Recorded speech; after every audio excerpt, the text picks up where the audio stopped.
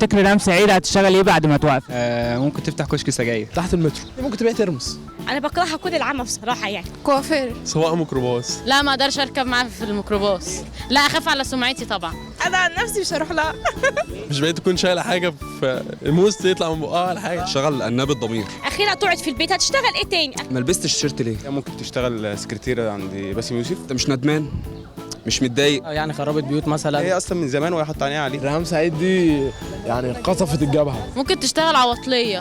ممكن رقصة. هي حلوه كده وتنفع. تفتح كشك في الشارع وتقعد فيه. تقعد تبيع سجاير فرد تبقى لذيذه عليها. هي اساسا كده، بس هي اسوسه كده. رجاله اي حاجه غير انها تشتغل مذيعه. ممكن تبيع كرة شحن. يا دوبك هي تعرف تتخانق، تعرف تجر شغل حد، تعرف تشدني مع حد. اعتقد ممثله. بس بمحن قوي بقى. هي جامعه امريكيه ما تنساش، هي اوبن مايندد زي ما قالت. تبيع بصل، تبيع مناديل، تبيع فجل، بترمس. ممكن اديها نص جنيه. تشتغل تقعد في بيتها بقى خلاص. حاجه طايقه اصلا. خربت بيتي. شكرا يا ريهام.